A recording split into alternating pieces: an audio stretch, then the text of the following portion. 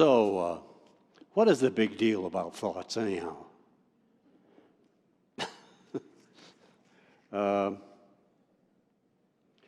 And you're right. When I went to a Science of Mind church the first time, and I heard him say this, thoughts are things. And I thought, not my thoughts. I don't know what you're talking about. Or if it's true, I don't want things in my life like my thoughts. So I had to, it was a little challenge for me to come around to it. But I've come to understand it in a different way now, and hopefully these many years. But what I've come to understand is this. I remember when I went to a Joe Dispenza advance, and what happened there was I got a better idea, clearer idea. He says that your thoughts are like a signal that go out to the universe, and your feelings are the ideas that bring it back, all working on this law. We call it law of mind, law of attraction, whatever you want to call it, I guess. But it's always working. And so I have an idea that maybe I want to create, and if I have the feeling of that idea goes out to the universe and adds other thoughts to it, and other ideas, and other things come back to me that show me, yes, indeed, I can have this, no matter what it is. Do I want some kind of, I don't know, success? Some kind of success in business, or some kind of, I don't know, a love life, someone in my life that I love, a love partner. Do I want more money? Do I want more cars? I don't know. It doesn't matter what you want, because the world, this world, is filled with everything we can imagine. Now, I want you to get that clear, because many people don't have that clear. The world is absolutely filled with more good than we could possibly imagine. If you don't believe me, think about the 80s. It's easy for me to think about the 80s because I was around then. Some of you may not have been. But the economy that we have today is totally different than it was in the 80s. Certainly totally different than it was in the 50s or the 60s or the 70s. And the economy that is going to be happening in the next 20 or 30 years is going to be totally based on something different than it is now. Because there's so much good to go around, you can't contain it. And that's true of everything that you want in your life. So, what happens to us? Well, first and foremost, it came to me this way. You have to know you can change your thoughts. You have to know it. And the biggest problem is that people don't know it, or they think, well, that's nice. I got my fingers crossed. I hope it'll work out for me. You know what I mean? But it doesn't work that way. It works by faith. And I'll give you a definition of faith later, but you have to know you can change your thoughts. Because studies now, modern studies, indicate to us, from The Power of Eight, from the Lynn McTaggart books, from all kinds of sources now in science, the studies tell us we have neuroplasticity. Well, what does that mean? It means that our neurons change. It means that the hormones, the ideas that create the hormones and that create all of the feel-good stuff hormones like oxytocin and dopamine and serotonin, all those things are created by a thought you have, which creates the feeling that should go with the thought. So all of those things happen. So the energy of a thought is a vibration of energy. So that if you have that thought and you have the feeling that matches that vibration, it has no choice but to show up in your experience of life. Just like that. Well, if that's true, why do so many people, in fact, most people who study this stuff don't really get it? That's been my experience. I think more and more people are getting it every day, but most people really don't get it. Sometimes they come to a class or they'll see something, I guess, on YouTube, or they'll come to church for a while, and then they say, well, that doesn't work for me. And I say, why doesn't it work? Well, here's what I'll tell you. They get infected with a thought virus. You ever had a thought virus? You know, a thought virus is like, I don't know, like the viruses of flu virus or, you know, what was the last one we had? COVID, right? All of those things. You know, over the years, there's always been some kind of virus. Always, over the years, there's always been something that could go wrong in your life if you just paid attention to it. We have a clue there. Noticing it. Noticing that. So, you have a thought virus. And you know, those thought viruses are really important because thought viruses can kill dreams. Just like a virus can kill your body if you let it, a thought virus can kill dreams. Actually, a thought virus can kill your body. Can kill you, can give you sickness, can give you all of these strange things that you don't have to have. It can kill dreams, it can kill healing, it can kill you. And some of those thought viruses, you know, are like, I can't. Nobody in my family has ever done it. You know that?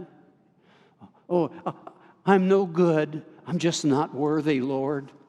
We used to say that when I was a Baptist. We used to sing this song, unworthy, so unworthy. God, it took me a long time to get over that. You know what I mean? And I used to say to myself, Mitch, for God's sake, get over it. Because God is in me and God is for my sake, right? So, at any rate, we get thought viruses like I'm no good and I'm too old and I'm too young, I'm too fat, I'm too thin, I'm too tall, I'm too small. You know, all those kind of thought viruses are just some kind of fear and frustration that we've accepted over the years and just accepted without thinking, well, maybe if I have a different thought and practice the feeling that goes along with it, I'm going to have a different experience of life. No, I've just handed you the crux of what I'm going to say already. Because that's the truth, dear ones. You have to practice these things. Let me give you a clue.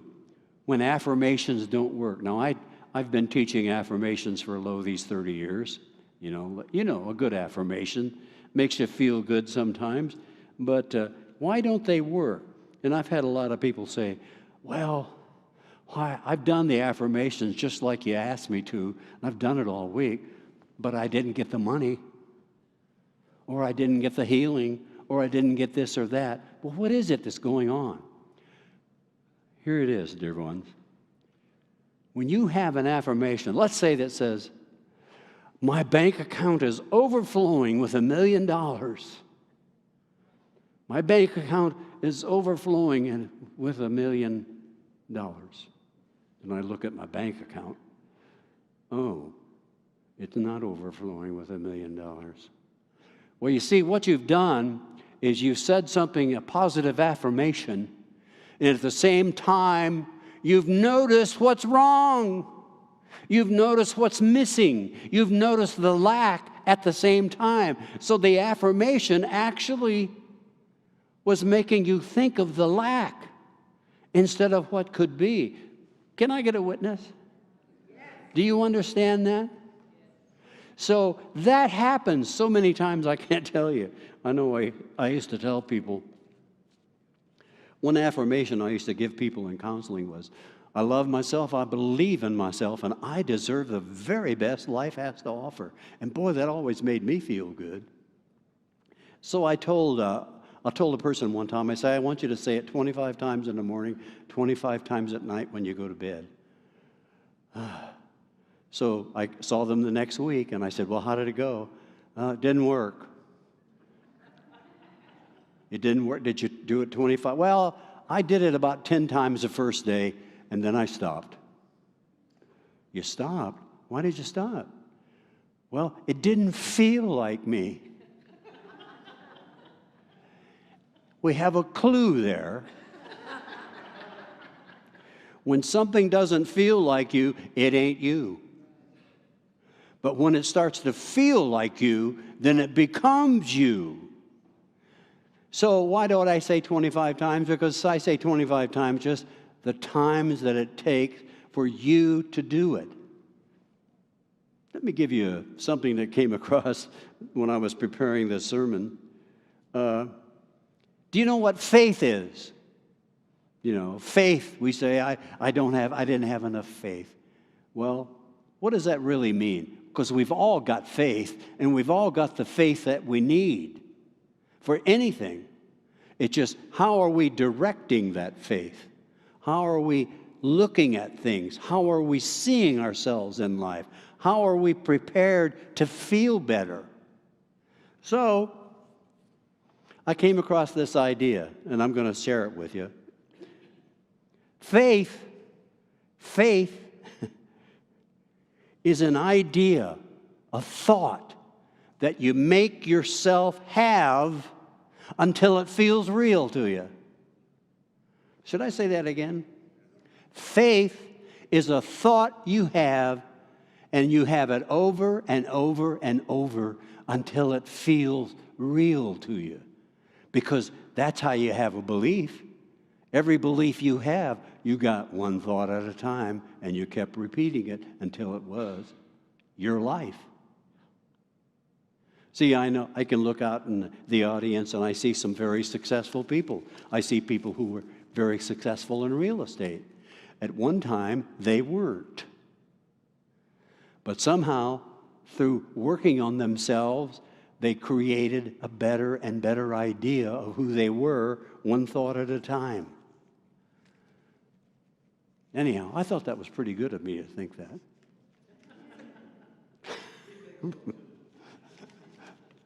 I didn't ask for comments from the audience. John.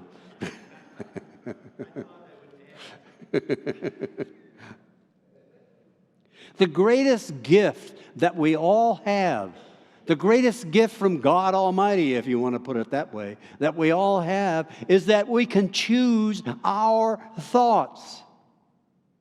And I know, I was just talking with someone this past week who was in the middle of a big problem and was going, but I can't think of, I can't feel good. I can't think of anything that makes me feel good. And they were worrying about the problem and worrying. You know what worry is? Anyone? Praying for what you don't want. Yes. Worry is worshiping the problem. Worry is worshiping, is, oh, mighty problem.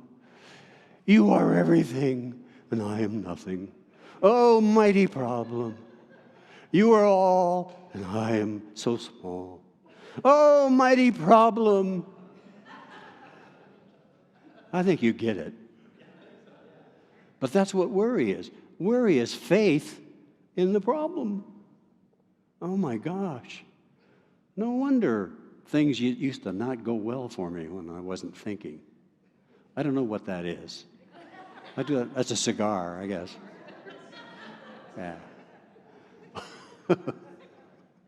All right. So, the greatest gift that God gave you is that you can choose your thoughts. And the thing is, when you keep having a thought over and over, it gets a little momentum going. It's out to the universe a little better. And then other thoughts like it come from the universe until other people around you who are having similar thoughts, and those thoughts get together and they get strength and they get more energy and they become more life. So, one of my favorite stories is a man gets a flat tire. And he's out on a country road one night. Now, he's irritable, right? Because he's got this flat tire. It's at night, and it's dark out in the country road. And he looks in the trunk, and guess what? No jack. And he looks at his cell phone, no service. And he looks out, there's a light at a farmhouse about a mile away. And he starts toward it, and he thinks, well, maybe they have a landline there I can call and get some help. And he's getting more and more irritated with every step he takes. And he's getting more and more irritated and goes, I have to walk away all the way over there, and I don't have a jack. I said, what if no one's home? It's just a walk for nothing. Just my luck, there'd be no one home. And what if they're there? They're not friendly. And what if they have a shotgun and shoot first and ask questions later? And what if they won't let me have a jack? What if they won't even let me use their phone? What if they call the sheriff? And I mean, what have I ever done to them? They won't let me use the phone. They're probably low-class, nasty, redneck, unneighborly people. Probably criminals. So by the time he gets to the front door, he knocks very loudly on the door. And the old gentle farmer opens the door and says, yes. Says, well, you can just keep your stupid jack, and I would never use your phone anyhow. But you see, what happens in this business of life is that every thought we have builds upon itself, and builds upon itself, and builds upon itself, and builds upon itself, gaining strength all the time, especially with a feeling of gratitude, of love, of joy, of appreciation. All of that builds and builds and builds. Or it can be like the man with the flat tire. So it's a big deal to choose to have happy, grateful thoughts about what you want.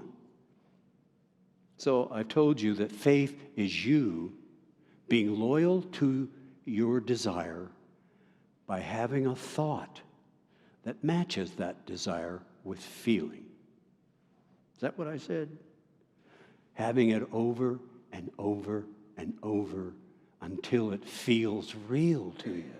Because I guarantee you this, if you have it over and over and over, it will begin to take on the tones of reality. And when it takes on the tones of reality, you start feeling good about it. And you start going, yeah. And you wiggle your butt like that, see? Yeah, see? You got to be happy about what it is you want in life. Otherwise, you'll get something like your unhappiness is telling you about. Oh, come on. Everybody stand up. Come on. Stand up. Wiggle your butt. Go, yeah. Feels good to wiggle my butt. Okay. You can sit down now. It's good to know that you people are as weird as I am.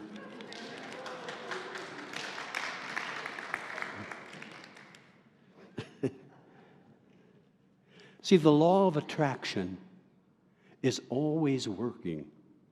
Always, always, always, always. It doesn't let up. And if you look at your life, and I'm not saying this to make you down or make you feel bad. If you look at your life and you don't have what you want, it's because you are thinking that at some level. Might not be conscious. You might have a thought virus in there that you didn't know you had. But let me tell you something. You don't have to worry about getting in there and digging out the thought virus. You just have to start thinking a new thought, and the thought virus will take care of itself. Am I being clear? Yes. Because I want to tell you, this is a damn good sermon.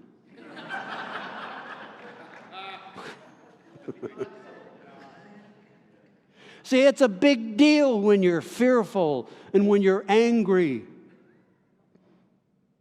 and when you have pain and when you don't think much of yourself. It's a big deal because you're wrong. And how can you tell you're wrong? You don't feel good. You don't feel good. How can you tell you're right? What do you think? You feel good. I feel good. Some of you are too old for that. You're too young. So every thought we have is a vibration of energy that goes out to the universe. It says, I want more of this. I really want more of this. Bring it on. Bring it on. Do you see? And it doesn't matter whether it's what we call a good thought or a bad thought. It's going to bring it on no matter what. So therein lies your power. You know this. You now have, I can choose to do something that makes me feel good. I don't even have to have the thought of what I want. If I start feeling good and appreciating who I am and what life has to offer, things will start coming to me that match me.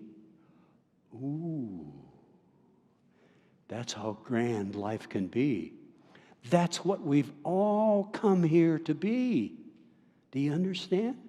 So, it is a big deal when you appreciate.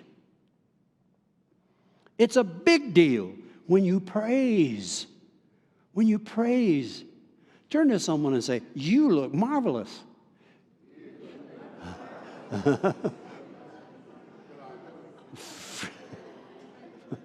Now, don't say you look okay. Yeah. That's not it. But do I look good? Yes, all right. Thank you, I knew that. But that's it. Reaffirming what we know is the truth to each other and reaffirming it to ourselves.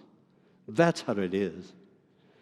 So it's a big deal to praise. It's a big deal to have fun in this life and to do things that make you feel good. And, go to a funny movie. Don't go to those, psychological drama fillers about a serial killer who's likely to get you tonight.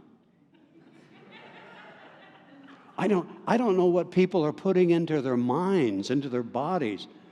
Some of the games and stuff. Ooh. But see, everything that we're putting into ourselves, our body is reacting to.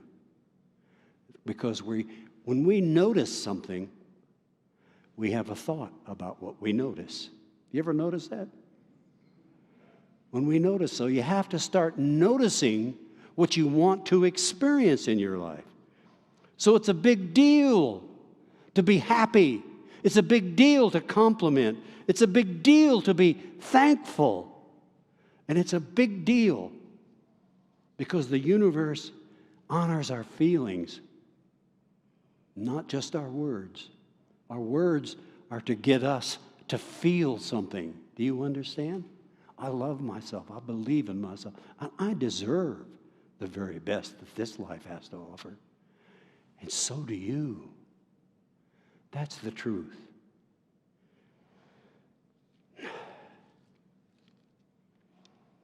So Abraham Hicks says, notice what you want. Watch it. Feel it. Say it. See it. Write it down. Tell a story about it. How your dream is coming true.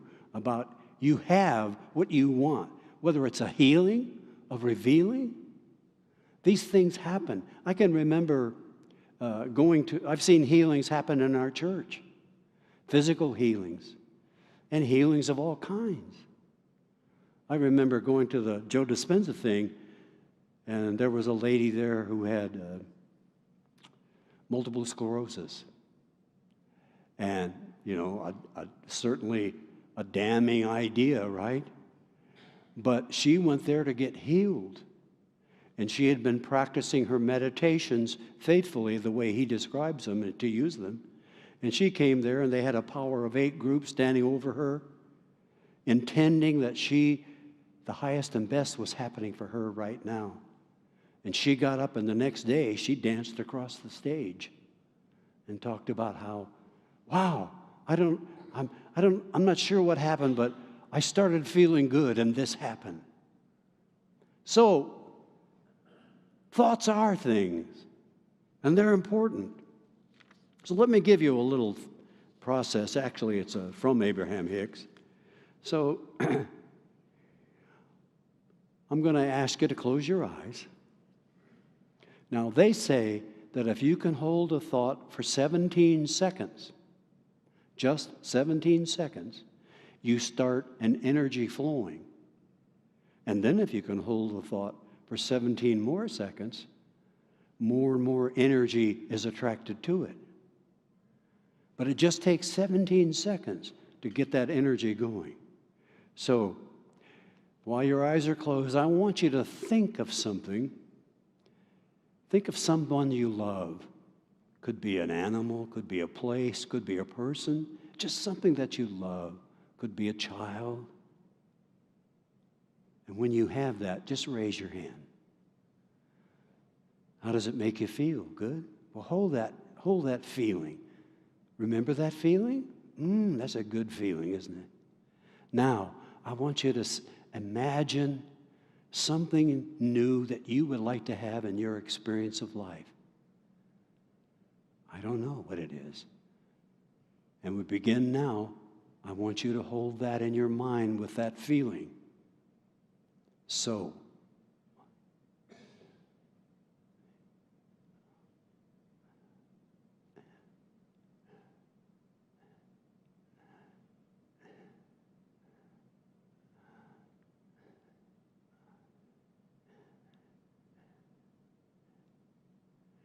now, you held it for 17 seconds.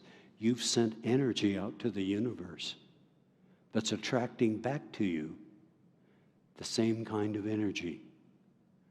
Now, here's the deal. If you can hold it for 17 seconds times 4, what's that? 68 seconds. 68 seconds, if you can hold that feeling and that idea, that story, that dream of what you desire, you'll have incredible power, and the universe starts to send back to you more of the same, more thoughts to go with it. Do you understand? That's how powerful you are. That's how powerful this thing called life is. That's how powerful we are. We're magnificent expressions of a magnificent God. Say this, I am a magnificent expression of a magnificent God. My dreams are coming true. Wow. Yeah. A good wow.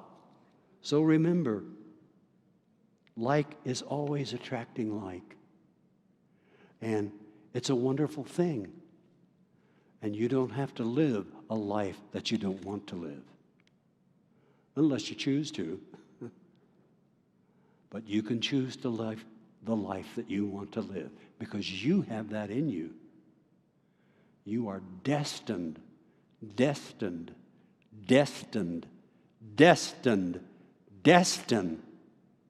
to live your best life. That's what you came here for on this earth. So shut up and live it. Say, I am destined to be happy, to be abundant, to be joyous, to be full of life.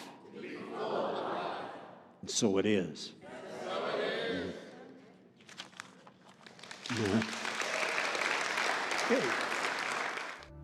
Welcome to the Sunday service at CSLN. We are a welcoming and inclusive community of inspired individuals caring for and about each other and the entire planetary family. The Center for Spiritual Living Nashville offers spiritual tools for anyone seeking a more fulfilled and meaningful life through a deeper connection with a higher power or universal truths. Be sure to subscribe below if you enjoy our programs.